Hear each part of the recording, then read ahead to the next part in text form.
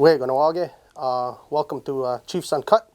This is my first one of the new term. I want to thank the community for your constant support and re-electing me. And I'm here just to give you a brief introduction into some of the portfolios that I'm involved with.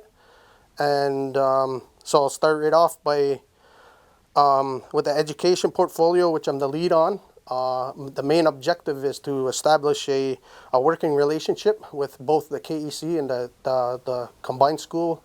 So that's going to be coming up.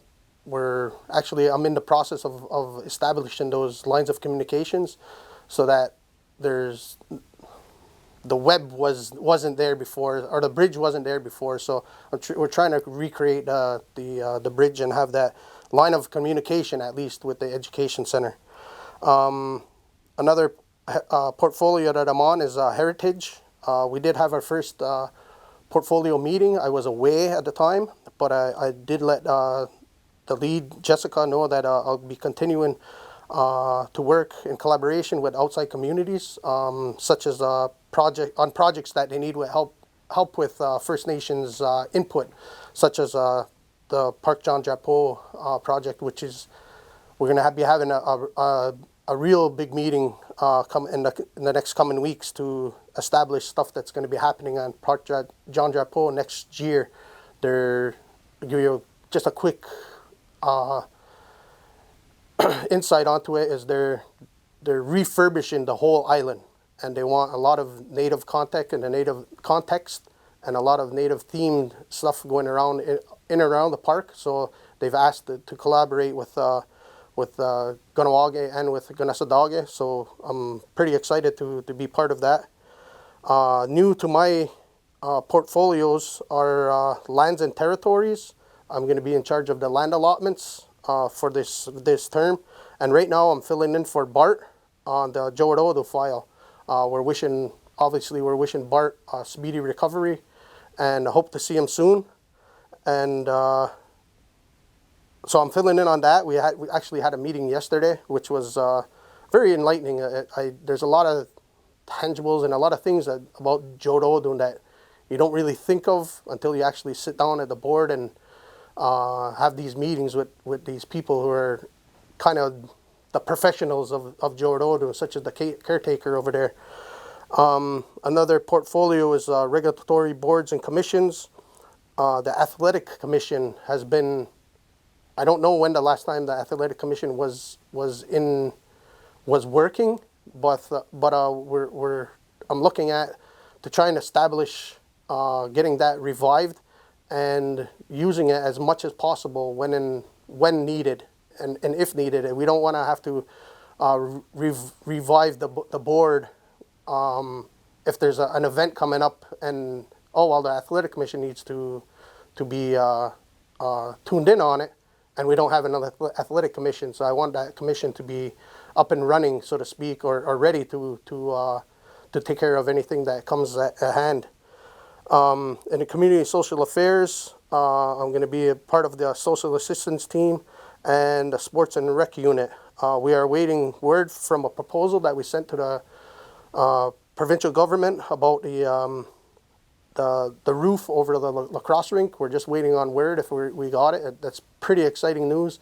Once we get word, I'll do another segment just on that project itself. Through Heritage, something that I did for some of the school boards, the surrounding school boards, I was asked to speak on reconciliation. I was asked to speak on the Orange Shirt Day, and I was asked to speak on Truth and Reconciliation Day, which was a national holiday to some school boards in the city. I had the opportunity to do 2 sit-down interviews with 2 school boards, which were very, very, for myself, were very enlightening and educational at the same time for me. And I actually got to visit a school on Orange Shirt Day, just right here in Montreal, and I got the chance to interact with the students, where I let the students ask questions about residential schools, and I answered them as best as I could. from the experience that my dad had at residential school, from what he told me and what I know of the whatever happened to him at the good and bad at the residential schools. So it was very enlightening. And I'm asked to speak at another one in November about residential school, and then there's an actual proposed walk, Orange Shirt Day walk, but they want to do it in collaboration with some of the schools here in Kahnawake. I'm going to have to establish that relationship with the KEC, obviously, to get permission for some of the students to come out to this walk. It will only be in the summertime. That is another project that's true heritage that would be a collaboration with the outside communities. And I want to give a big hats off to the Orange Shirt group here in Kahnawake. They did a fantastic job organizing the Orange Shirt Day here and having birthdays for the residential school survivors, gifting the families with beautiful gifts. It choked me up. I was my cup was full, so to speak, after the event here in Kahnawake. It was a beautiful event. I wish more people were there to help celebrate it. I think it was a really worthwhile event. And my hat's off to the organizers, Helen and her gang. And last but not least, under sports and recreation, I had the privilege of going to Vancouver, British Columbia with 3 girls from Kahnawake.